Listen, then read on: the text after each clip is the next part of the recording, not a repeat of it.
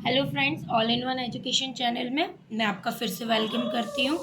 आज हम आपके लिए लेकर आए संधि समास में अंतर। चलिए देखते हैं। हम सबसे पहला अंतर है, दो वर्णों के मेल को संधि कहते हैं। दो वर्णों के मेल को संधि कहते हैं और दो पदों के मेल को समास कहते हैं। ठीक है, वर्णों का मेल संधि में होता है, पदों का मेल समास में होता है। इसमें दो वर्णों का योग होता है, उसमें दो पदों का योग होता है। इसमें वर्णों का योग हम करते हैं, उसमें हम पदों का योग करते हैं। संधि जब हम तोड़ते हैं तो वो विच्छेद होता है, संधि में विच्छेद होता है, जबकि समास को तोड़ना विग्रह कहलाता है। तो समास में विग्रह होता है। इसके 3 प्रकार होते हैं और समास के 6 प्रकार होते हैं। अगर आप चाहें तो वो प्रकार भी आप इसमें लिख सकते हैं। हम इसका उदाहरण लिख सकते हैं जिससे हमारा अंतर और प्रभावशाली बनेगा। स्व प्लस अर्थी, स्वार्थी। अगर आपको प्रकार पता हो संधि का तो आप लिख सकते हैं, जैसे यह है स्वर संधि। राजमहल, राजा का महल, जो होता है तत्पुरुष समास।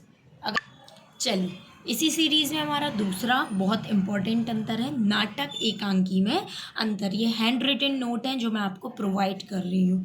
नाटक में कई अंक होते हैं, कई सारे अंक होते हैं। एकांकी में एक ही अंक होता है। दूसरा है, नाटक में जीवन का बृहद चित्रण होता है। नाटक बहुत बड़ा होता है, इसमें जीवन का बृहद चित्रण होता है, जबकि एकांकी में जीवन के किसी एक खंड का चित्रण होता है। अगर बेटा आपको इनका और इसका मतलब पता है तो आप सारे अंतर आसानी से लिख सकते हैं।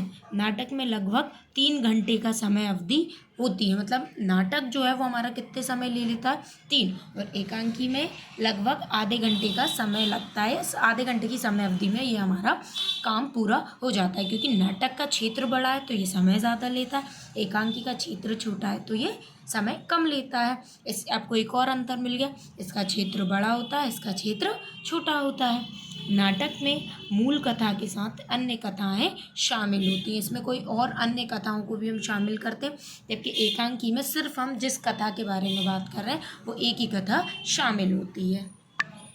इसी सीरीज में हमारा नेक्स्ट अंतर है कहानी और उपन्यास में अंतर। चलिए देखते हैं।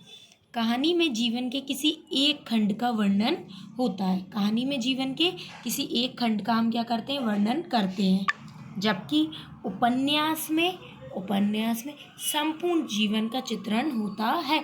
उपन्यास क्या होता है, बहुत बड़ा होता है, जबकि कहानी है वो क्या होती है, बहुत छोटी होती है। कहानी में एक कथा होती है, जबकि इसमें ये संपूर्ण जीवन पर ही आधारित होता है, तो इसमें कई सारी कथाएं होती हैं। कहानी का आकार लघु होता है, कहानी का आकार छोटा होता है, क्योंकि वो जीवन की किसी एक घटना पर आधारित है, जबकि उपन्यास जो है इसका आकार बहुत बड़ा होता है। अगर हम उदाहरण देखें, एक टोकरी मिट्टी, ये उदाहरण है, अगर आप इन्हें लिखते हैं तो आप अपने अंतर को बहुत अच्छा बना सकते हैं। एक टोकरी मिट्टी, जो लिखी है माधवराव सत्ते ने। आप नाम भी अगर लिखेंगे लेखक का तो वो बहुत अच्छा रहेगा। उपन्यास प्रेमचंद्र का है और नाम है उसका गोदान। क्या है, गोदान। आप बेटा पेपर में कोशिश करें इसमें ना लिखें। अगर आप कहानी के बारे में लिख रहे हैं तो शुरुआत में कहानी लगाएं, और आप उपन्यास के बारे में लिख रहे हैं तो पहले उपन्यास में ऐसा लिखें। Thank you for watching.